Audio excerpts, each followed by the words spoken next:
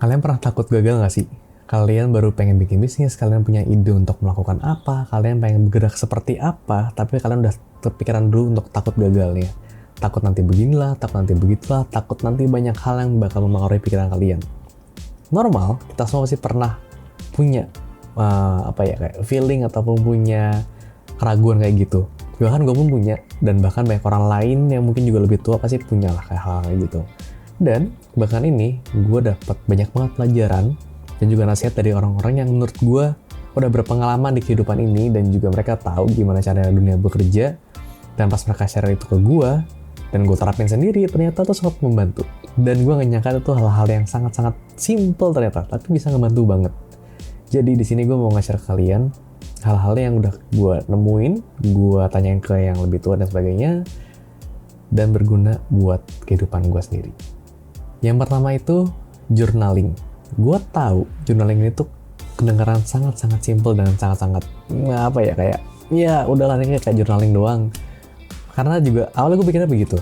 Journaling gue pikir hanya menulis apa yang sedang gue lakukan, apa yang sedang terjadi, dan ya udah aja apa yang terlewat di hari itu. Ternyata enggak.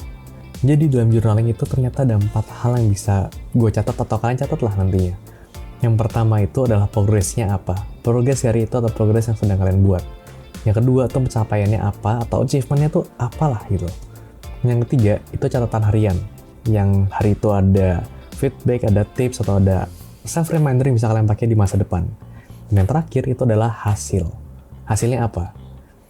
Kenapa ada 4 dan kenapa achievement juga hasilnya dibagi?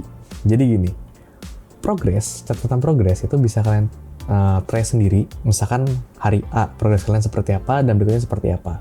Sewaktu-waktu kalian ada step back, kalian ada kemunduran yang sangat besar, kalian akan merasa gagal.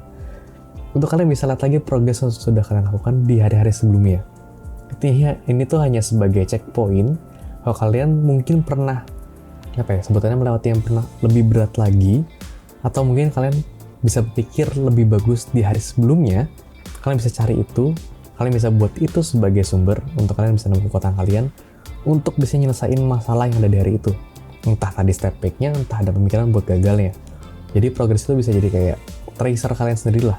Kalian bisa nge-trace sendiri gimana progres yang dulu-dulu itu bisa ngebantu kalian sampai di posisi ini. Dan posisi ini emang jelek, tapi apa yang bisa kalian lakukan untuk bisa maju lagi. Itu pentingnya progres. Yang kedua, itu adalah pencapaian atau achievement. Achievement dengan hasil itu beda. Gini, kalian punya bisnis. Kalian akhirnya dapat 50 juta nih dari bisnis tersebut. 50 juta ini itu adalah hasil.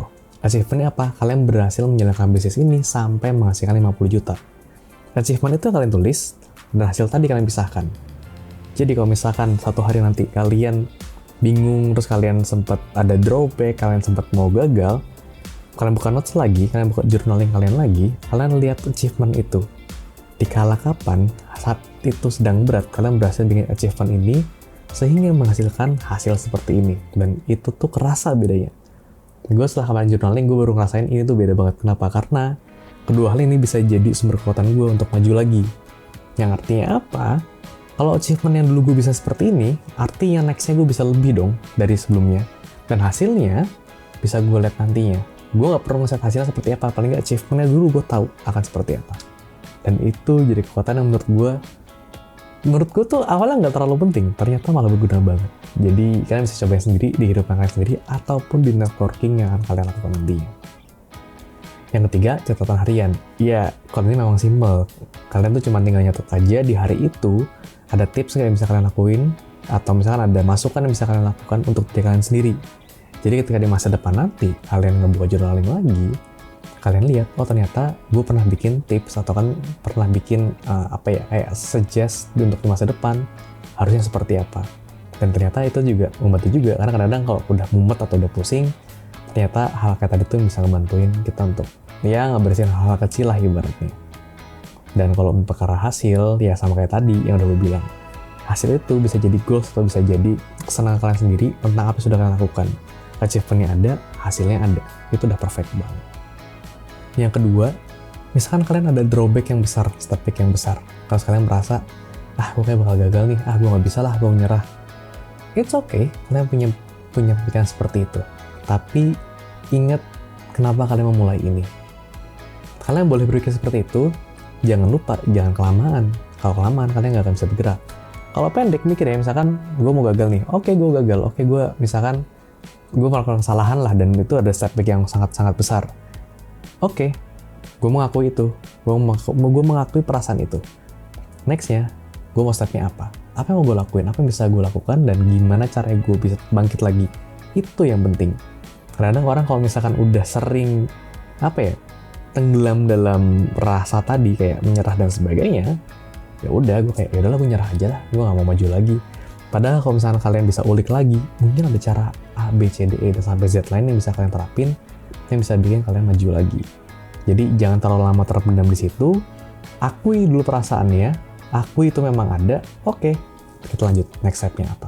Itu juga penting. Ternyata gue juga baru tahu, bukan baru tahu sih, tapi kayak gue tahu ini ada, tapi ternyata kalau misalkan dibiasakan seperti itu, efeknya tuh gede banget, gitu.